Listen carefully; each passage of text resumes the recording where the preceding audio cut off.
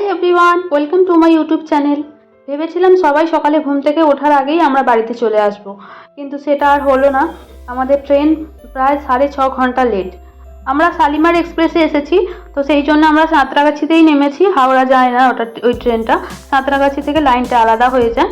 তো আমাদের ট্রেনের সাঁতরাগাছিতে টাইম ছিল ভোর 3টেতে। তো সেই জায়গায় আমরা নেমেছি যখন প্রায় 9:30 বাজে তখন। তো প্রায় 6.5 ঘন্টার মতন লেট। তো বাড়ি আসতে আসতে আমাদের 10টা 10-15 হয়ে গেছিলো। তো তারপরে স্নান টান করে ফ্রেশ হয়ে গেছিলাম। তো দিয়ে একটু বসলাম, সবার সাথে কথাবার্তা বললাম। তো এইসবেতেই সময় কেটে গেছিলো। তারপরে খাওয়া দাওয়া করে দেখলাম অনেকটা সময় রয়েছে, সকাল করেই খাওয়া দাওয়া হয়ে গেছিলো 1টা-1:30টার মধ্যে। তো তারপরে হাতে অনেকটা সময় ছিল বলে যে ড্রেসগুলো পরে এসেছিলাম আমরা সেইগুলোও ধুয়ে দিলাম আমি। না হলে যখন আমরা হাওড়া এক্সপ্রেসে আসি ওই ট্রেনটার টাইম দুপুরবেলা থাকে, আর ওটা হাওড়াতেই নামিয়ে তখন আমরা।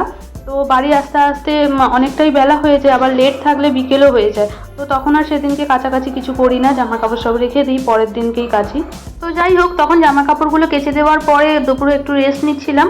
তারপরে এখন লাগেজটা খালি করছি। তখনই ভেবেছিলাম দুপুরবেলা যে লাগেজটা খালি করে ফেলবো, কিন্তু তখন এত রোদ্দুরের তেজ, ওপরের ঘরগুলো পুরো গরম হয়ে গেছে, ওপরে আর বসতে পারা যাচ্ছিল না। তো সেই জন্য নিচে চলে গেছিলাম, নিচের ঘরে একটু রেস্ট নিচ্ছিলাম। দিয়ে এখন সন্ধেবেলা ঠান্ডায় ঠান্ডায় বাকি কাজগুলো করে নিচ্ছি।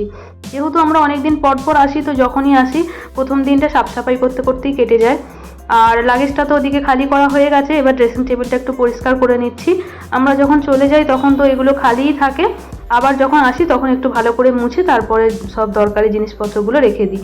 এই ব্যাগটাতে আমার সব মেকআপের জিনিস রয়েছে, যেগুলো টুকটাক রেগুলার দরকার সেগুলো বাইরে রেখেছি, বাদ বাকি সব ব্যাগের মধ্যেই রেখেছি। আর এই যে এখানে বাবুর আর ওর বাবার ঘড়ি রয়েছে, এখানে 2টো ঘড়ি বাবুর আর একটা ওর বাবার, সেটা ব্যাগে ছিল, লাস্টে বার করলাম আবার।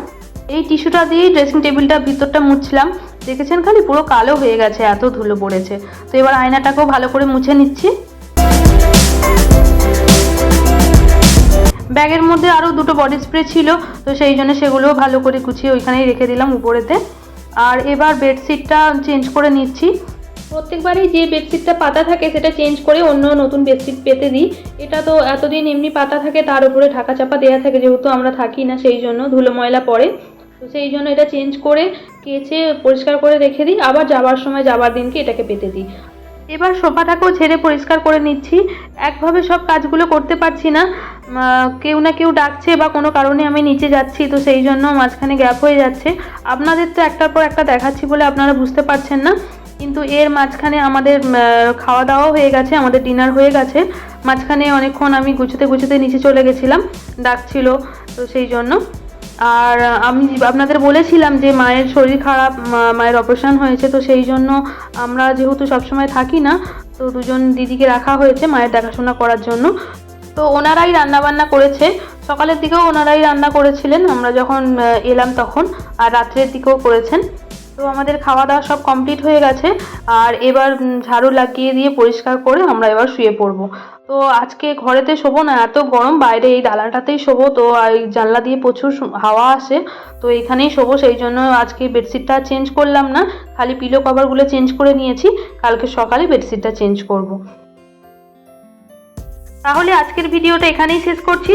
আবার দেখা হবে একটা নতুন ভিডিওতে। ততক্ষণ আপনারা ভালো থাকবেন, সুস্থ থাকবেন আর আনন্দে থাকবেন। আবার দেখা হবে একটা নতুন ব্লগে। ততক্ষণের জন্য বাই বাই।